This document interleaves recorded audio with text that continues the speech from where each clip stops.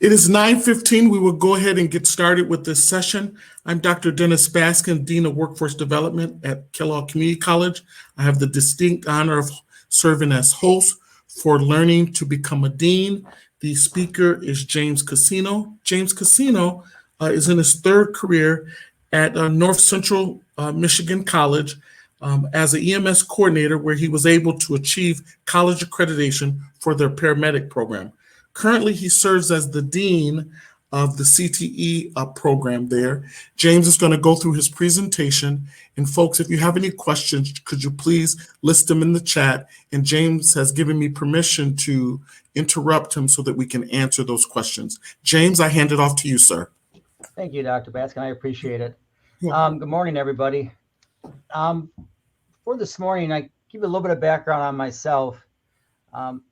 As Doctor said, I'm in my third career, and my third career being education. I have a bachelor's out of Central Michigan in Industrial Engineering and Technology, where I spent 20 years in engineering working for a large manufacturer in the automotive industry. And I rose there to director position and did manage engineering groups, project management, and after 20 years, I transitioned, and what some may say a midlife crisis, I would say just a transition into law enforcement. I became a deputy paramedic for Ingham County down by Lansing area, where I spent 8 years there in various functions, including community policing in both the Lansing area as well as with rural areas. Also led a heroin task force when we were dealing with heroin issues. So did a bunch of transitioning there from public sector from the private sector. Following that, my wife essentially said, "You were not the same person as a law enforcement."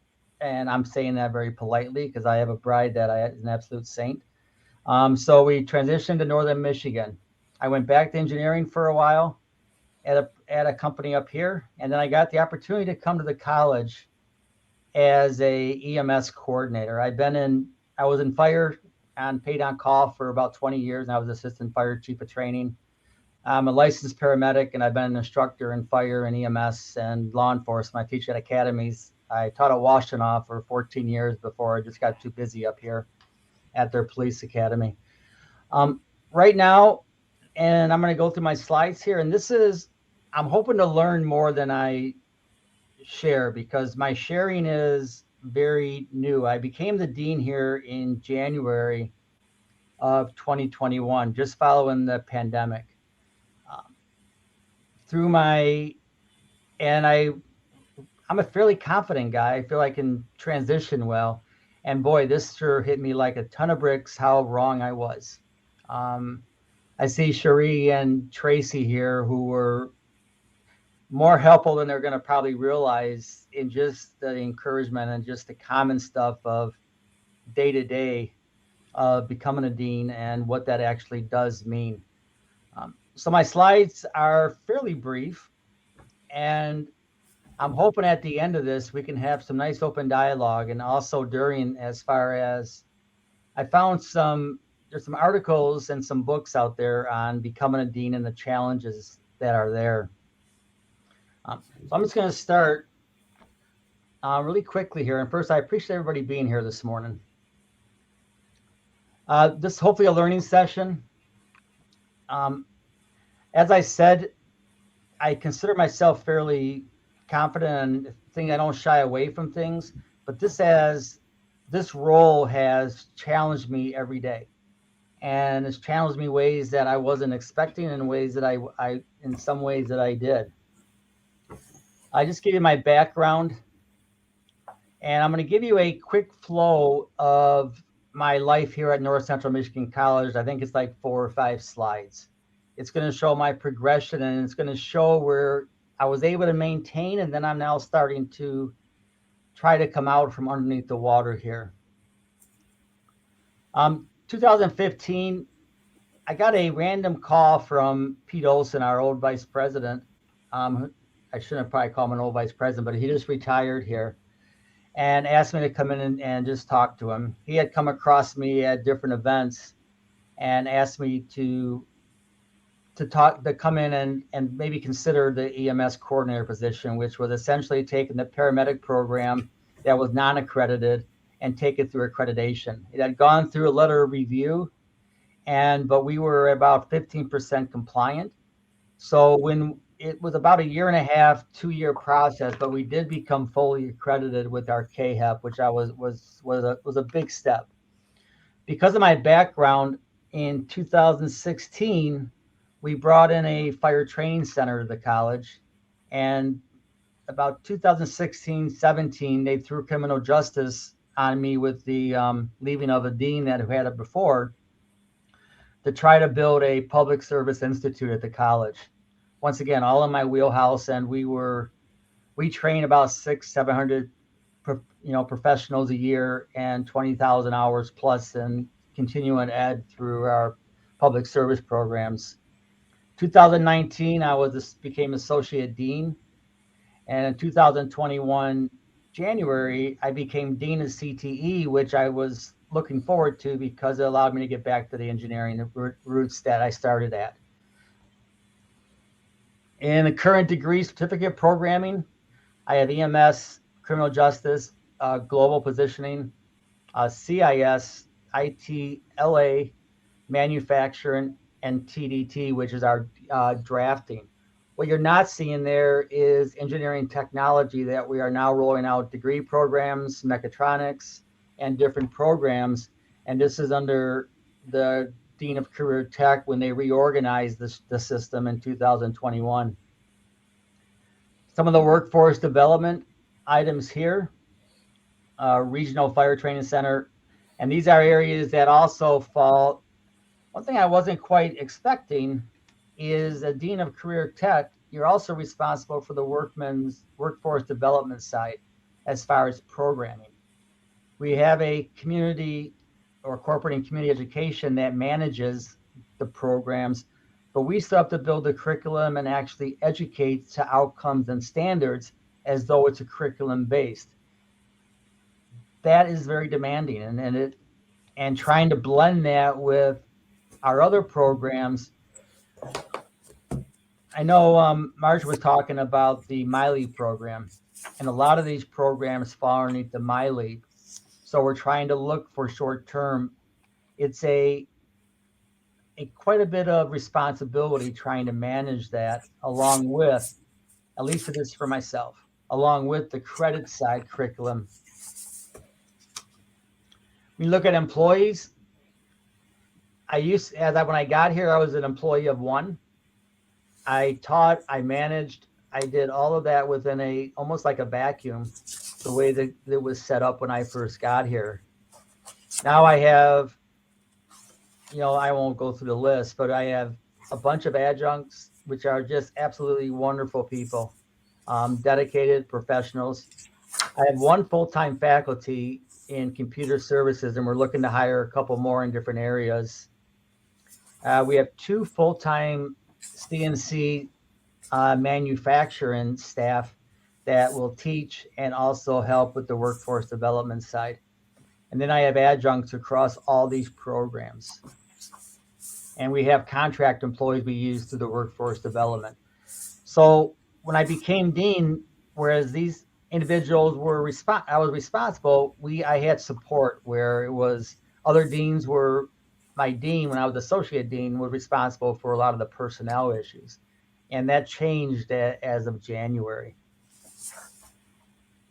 Without going into a lot of detail, the green, when I first started at college, I was pretty well swimming. As I started to progress, I began to float, tread water, and now I feel as there's some days I just feel like I'm drowning, where I'm trying to prioritize and trying to actually see the priority of where I should be going day to day and moment to moment.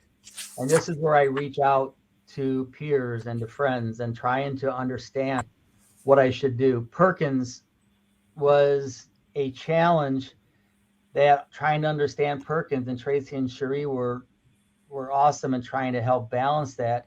You need to know when to look for that life raft. And that's the one thing I've never been good at, is trying to look for the life raft, because I've always been the person to throw the raft, at least in my opinion. So I'm learning to become more humble and to actually ask for help. I found some references, because for me to define dean's roles and responsibilities and the challenges, I could just list, but I found some pretty good resource. This is from UTEP. The dean's mandate includes several priorities. Set the academic climate. When I started to read some of these, there's books that's been written by deans in a comical area about the responsibilities and the roles. And once again, my mentality has always been a very A-type personality, which has goods and bad.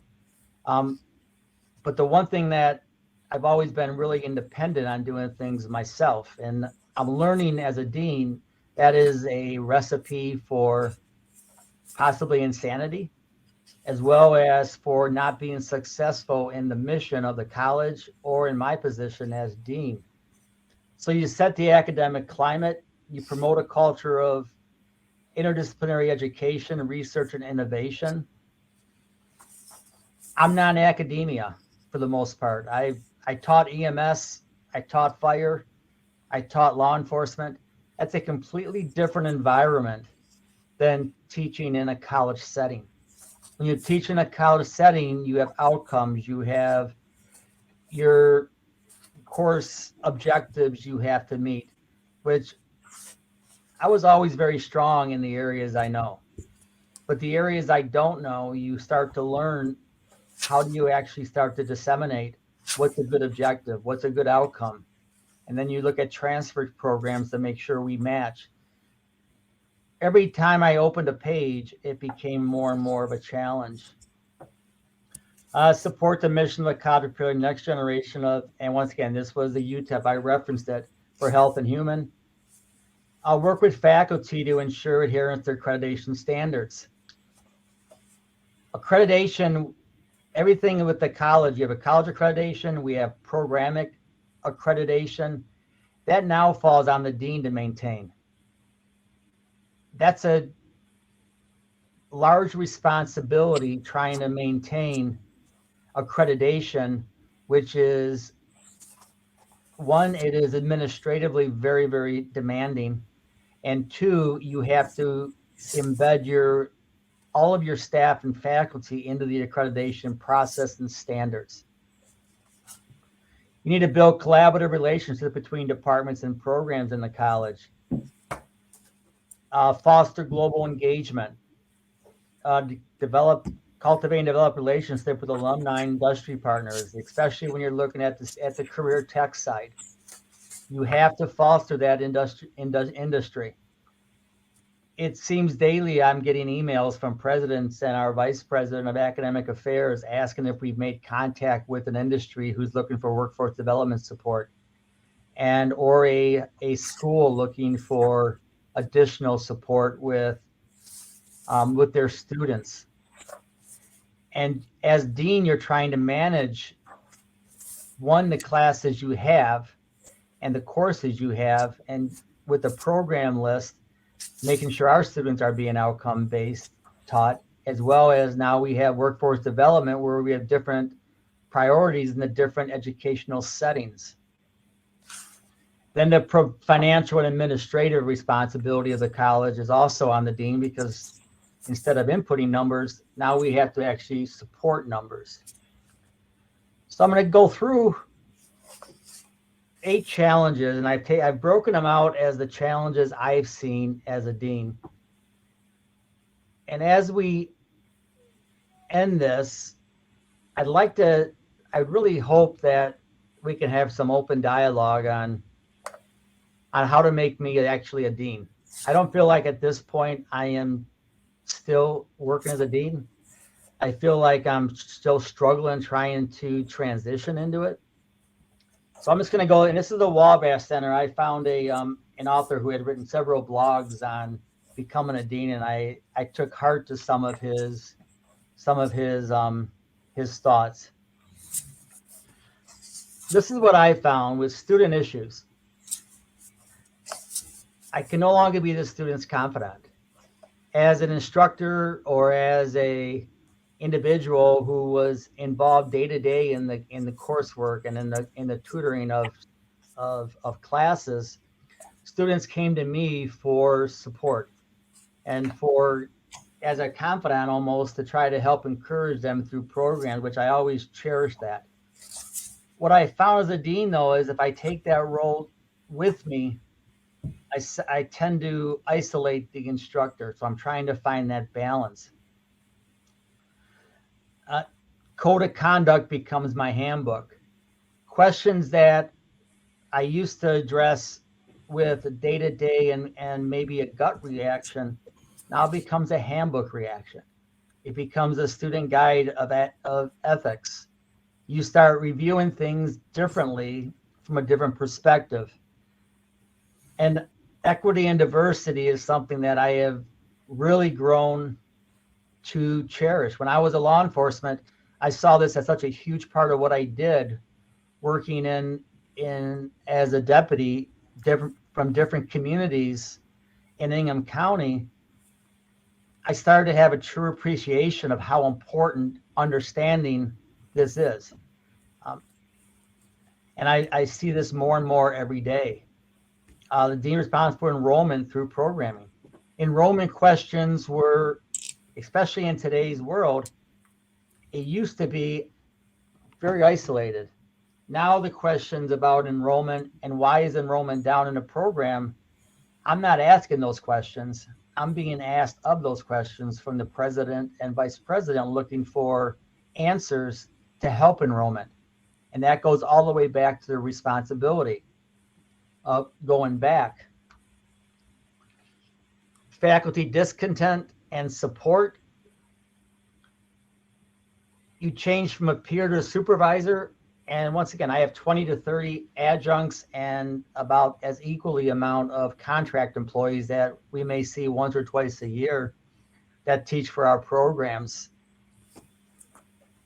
Prior to this role, I was more of a peer-to-peer. When you become the supervisor, they're looking for you to support them in their classes. And we also have to make some decisions on how they teach their classes. When we start talking about a CBA, there's the way our CBA functions up here is we are not, as the dean or administrator, permitted to enter or review a faculty's class unless they're still in the probationary stage. So if they are a tenured faculty, we cannot review their classes or do any kind of a course monitor. Adjuncts, we are responsible as dean to do the course monitor of all the instructors, which I am still trying to get caught up on doing that. The balancing that has become more of a challenge because as we're looking to build curriculum out, I have to pull the faculty and the adjuncts together and try to discuss a curriculum that's going to build and go forward and trying to, because we have adjuncts that have been here 20, 30 years and that have a strong belief in how the program should be operated. I have faculty who has content expert responsibilities that also have that feeling. You become a judge, and in most of the programs that I'm responsible, I have some history with. Some of them that I don't, I really have to use judgment, and this is where I look for help. I go to experts in advisories. I go to experts where we're starting to build advisories. I go to my vice president of academic affairs, and I start realizing that if I don't know, I go for help. And that's something that I'm learning more and more to do. I have recruitment difficulties in recruiting faculty and adjuncts because everybody knows adjunct is not a job for high monetary gain. It's one that they get emotional gain, and trying to find the dedicated people that will work within our system. And now we're looking at online where we have additional training to teach the online courses.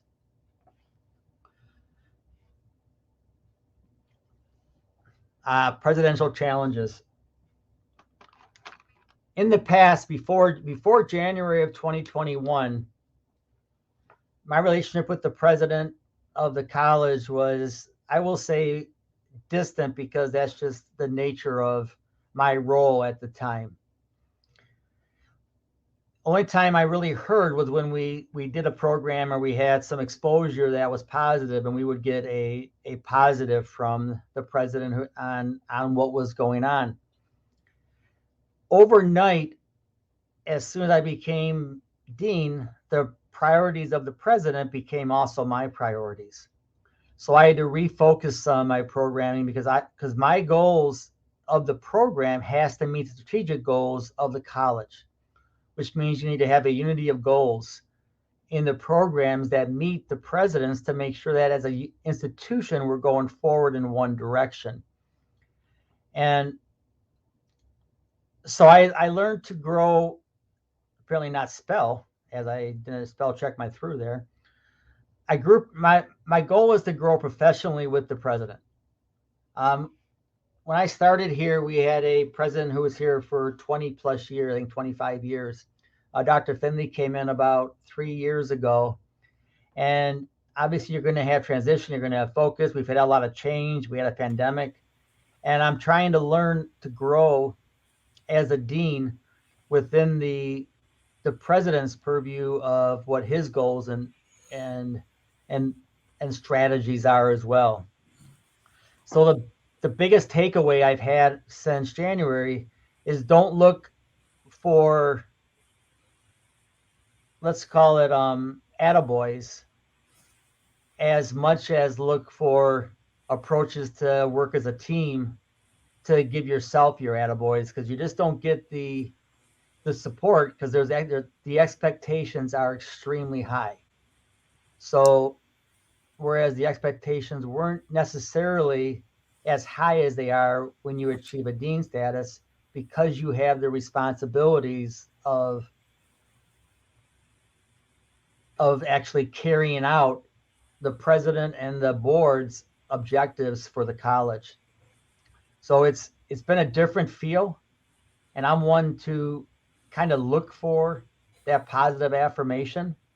I don't really demand it, but when you don't, you're not always going to see that, because your responsibility has just amplified that much greater.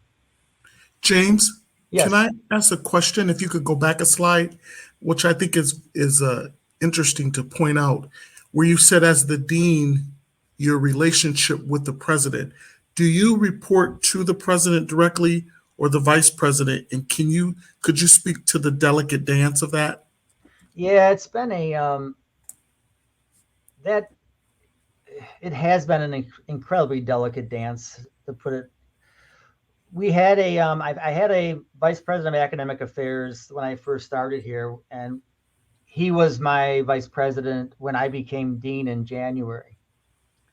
And he was here pre Dr. Finley. Dr. Finley came on board, and in May of this year, Dr. Olson retired. So from May until August, my direct report was to Dr. Finley. Okay. And right now we have Dr. Strom as my vice president of academic affairs that I directly report to. But Dr. Finley is very active. So I will receive requests from Dr. Finley directly and advise Dr. Strom of what I'm doing. But there's meetings where I report to both of them based on their priorities. So the chain of command is there, but it's at times it gets broken. And if each has a demand, or if they're looking for something different, I may receive that separately from each other, so the chain of command isn't necessarily followed in a direct order. So it causes me to try to not serve two masters, just to understand the priorities for both. Did that help, Dr. Baskins? Yes, Mass. How does that make you feel as a administrator in balancing that, if I may ask? You can ask. It's very difficult, and that's I'm a pretty black and white person as far as how to approach things, and it becomes a little bit of gray when you're trying to serve two different purposes. Plus, you have the responsibility of actually administering programs. I'm not saying it's wrong. I mean, the college is going in a great direction, and it's just the different management styles. And when you have and this, I am guessing that this will change as time goes on. Dr. Strom comes from Inverness College up in Minnesota, and where he was a dean. So this is his first administrative role in this type of a capacity, and he's on a learning curve and learning quickly. I may say I really enjoy working for him. I enjoy working for Dr. Finley. But I think as Dr. Strom grows into the position, you're going to see less and less of this crossover. But right now, the crossover makes it extremely difficult. It's unsettling when you receive an email from the president of the college where he may or may not be happy with the decision you made. It can't help but be unsettling, and it disrupts what a normal day should be. I'm probably being too honest here, but that's it makes, as an administrator in this role with the responsibilities, it makes it very, very difficult.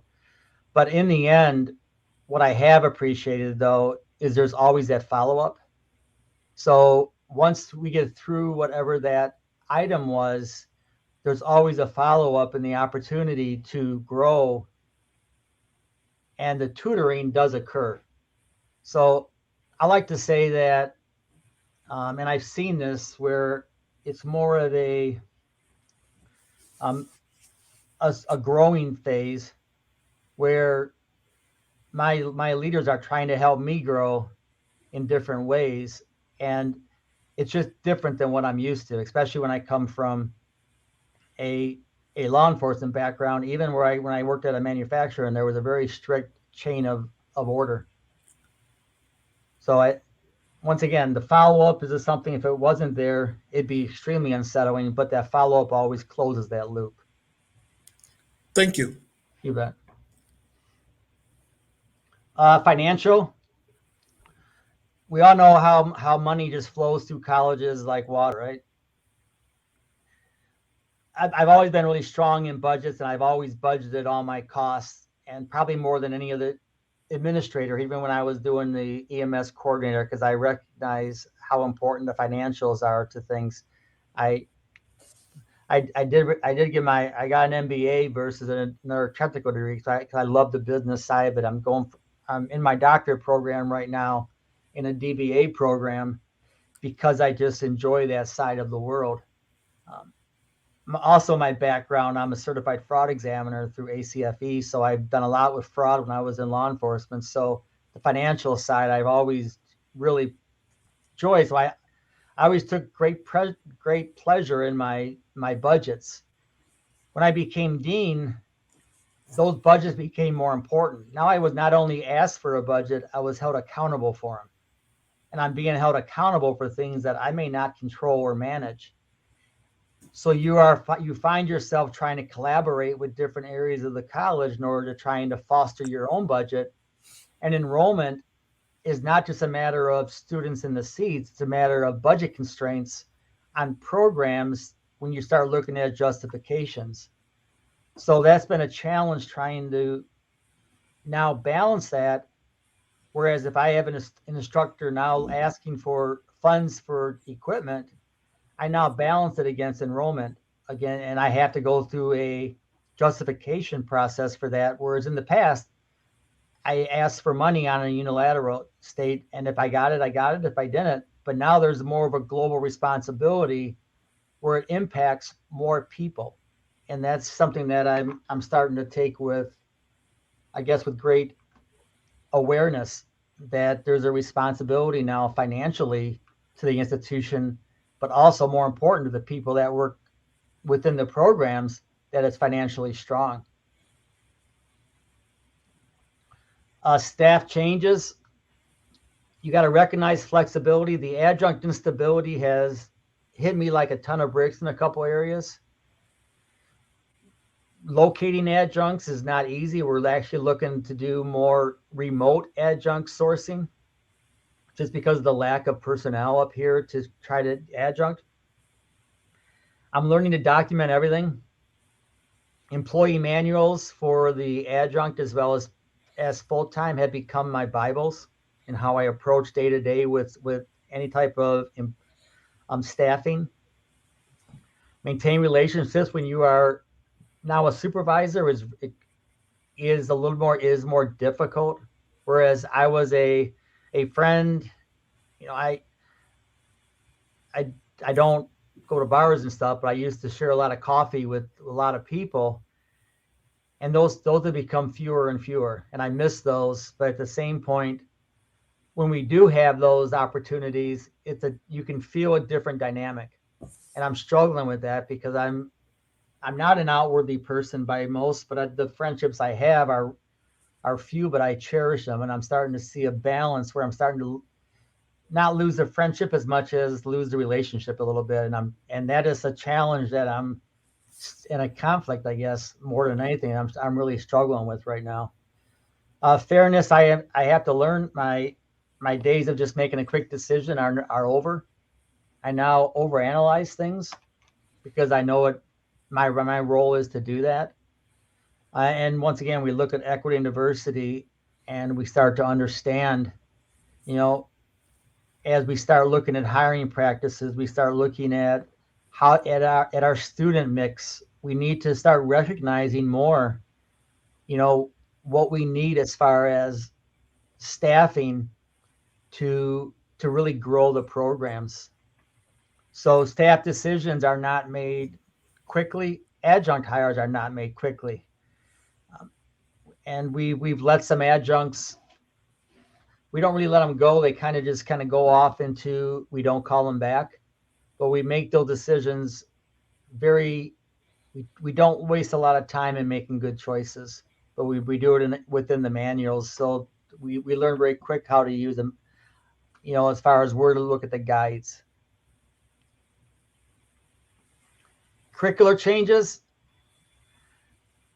Wow, this has been an area of, once again, I come from public safety. You have EMS, fire. These are all standardized certificate programs, or in some cases, degree programs that are very standardized to national standards to pass licensure testing. When you start coming into a college setting, I'm not academia by background, but I'm learning quickly who is. I'm not going to ever be the expert in curriculum. And that's the number one takeaway, is you need to know who is. So I work very closely with our curriculum committee. I have established subcommittees within our curriculum just so I have a group of experts who can help me build curriculum and start looking at program and courses. Lumina DQP, which is, it breaks down the qualifications profile from skilled knowledge to broad-based. I'm still not sure what that all means. And I'm embarrassed to say that in month 10 as a dean. I've seen where they track the degree and they have a spider web degree of where we hit. Once again, I love stats, I love numbers, but I'm really struggling with curriculum. The one takeaway is understanding outcomes needs a team to make sure that outcome based is being done. And if you do it in a vacuum, at least I will fail. So I've learned who the experts are. I've learned how to run through a process. And going back to working with the president, you need to work this as a team. Curriculum is not done within a division only. It's done through different divisions working together to create a curriculum that makes sense. When you start, and our master syllabi are all being reworked. We have some master syllabi that are 25 years old that are still on our website, which we are working on that right now, on updating all those. So for the A-type personality I am, to have this much programming where we need to redo it is daunting. But the one thing about curriculum I've learned is this has got to be done as a team. And without that, you will never finish, and you will always struggle. Legal challenges. You are now leadership and you are now administrative. With that comes the legal obligations. It's funny, when I was a police officer, I had two goals. One was to go home at night. The second was to be able to sleep at night. And part of that sleeping at night was knowing that you did everything within the boundaries where you didn't have to worry about a lawsuit. As a cop, if you're active as law enforcement, you're going to get sued. Which I had a couple occasions where there were those incidents but each of those times I knew that I worked within my boundaries. I knew that I had done the right thing, and I knew that I had not overstepped. Did it cause stress? Absolutely. Same thing here. You have to abide by the college policies, by the college rules, you need to maintain Title IX. You need to maintain all the responsibilities of the dean that you understood prior to the role. Understanding and being responsible are two completely different things. When you're responsible, that means everybody under you is also responsible. So that, because you are ultimately responsible for the legal challenges that come, you have to make sure that your program is supporting, good legal balance. Zero amount of gray in ethics. My background tells me if you ask the question, well, I wonder if this is right, then the answer is it's not right. We've had some issues with some student instructor issues in the last week, and my instructor asked a question, and when I asked him, do you think asking that question tells you your answer, there was a different look on the face, because it's understanding your legal responsibility as a dean is probably more important than any other ones, because you are setting the tone for fairness and equity throughout the program. And you're also accounting that you're running to my VPAA and my college president, as far as how that we are not going to have any issues. I've learned to use our risk management. I send more to risk management now through our CEO or our financial officer who handles all of our legal than I have in my entire tenure here in the last 3 months. Just asking for legal perspective on things. Once again, we work as a team here, and that makes my life easier. Personal challenges. I'm a workaholic. Have been my entire life. For me to put in 70 hours a week is nothing that I dislike. I actually enjoy the challenge of that. I know it's not healthy. Like I said, my wife is an absolute saint.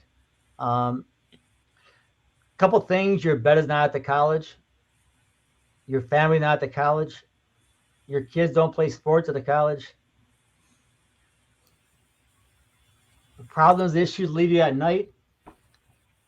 We'll be there in the morning, always. Pressures are short term. And probably the biggest thing is to breathe. There's a lot of pressure in this job. And these sayings here are all from people important in my life.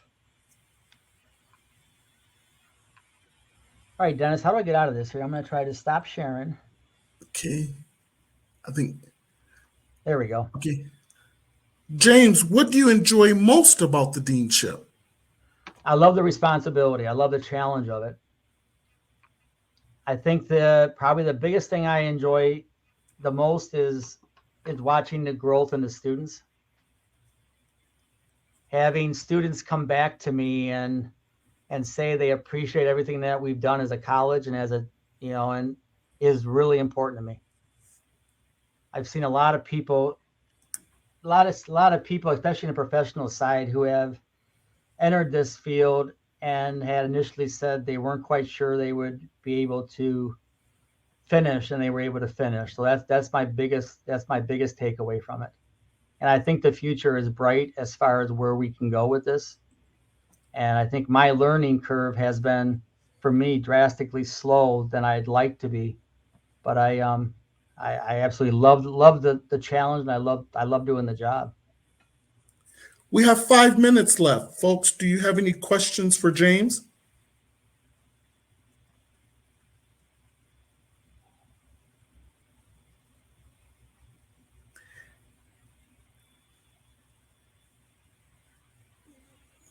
Dr. Taylor says this was a fantastic presentation, great insight into the daily life of a dean. By the way, it sounds like you're doing a great job. Your thoughtfulness is imperative to the success of your students and community. Yeah. Thank you. I appreciate everybody's time this morning. Yeah. I want to apologize. I thought I was on mute for a minute. I needed to get a definition out of a book real quick. And Dr. Taylor says people can hear you flipping through that book and the noise. So I want to apologize for people for that. Claude wants to say great information. Can you go back to slide 2 and 3? I missed a couple of things. Yeah, let me. David Kessler says thank you. Dr. Dawski says nice job. Nolan says well done, James. Keep it up. Let me pull up my PowerPoint here.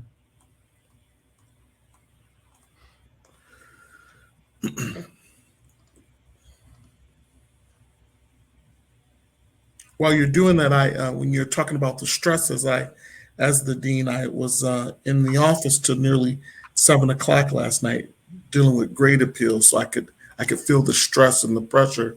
And then this morning, I feel better, so I can concur with you on some things that can be stressful. Yeah, and I know this probably sounded as a negative presentation, but it really wasn't intended to be. It was just an honest presentation and more of a soul searching for me on this role.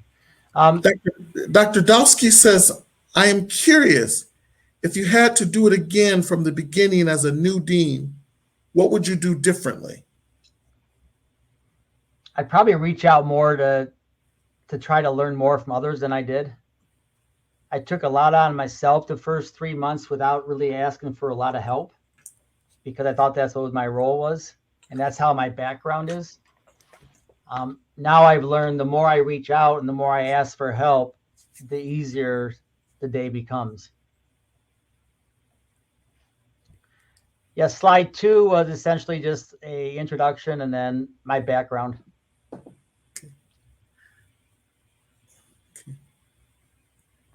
If you're talking about the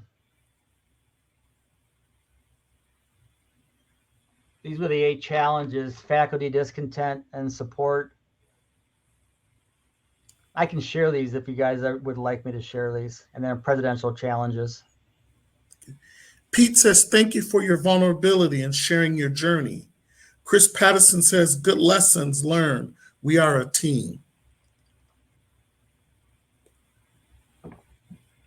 Well, thanks, everybody. Anything else for James? James, real quickly, what are you doing your focus area in the DBA? Organizational leadership and development. Good. Yeah, I'm really enjoying it. I never stop learning. I tell my kids that. So okay. It's been quite an enjoyable time. Sharice said she appreciates you. Likewise. Yep. Her and Tracy were incredibly supportive for when I first started, because Perkins, as everybody knows, is such an easy thing to learn. Yeah. Yeah. I also noticed that even in the state and across the country, the large vacancies of deans as well as presidencies. I was just reading a book where it talked about the old guard of leadership. They're retiring. And so now a lot of open positions in the deanship as well as the presidency. Yeah, you're seeing Dr. Taylor says I think Ken Flowers is collecting presentations. Okay. Yeah. Well, James, we really appreciate you taking the time to share your thoughts about becoming a dean. You were very frank and open with us. You shared personal things that I think people really appreciated. So this now concludes the Becoming a Dean portion of the conference. Bye-bye, folks. Thank you again, Dennis. Appreciate it, Doctor. Anytime. Bye-bye.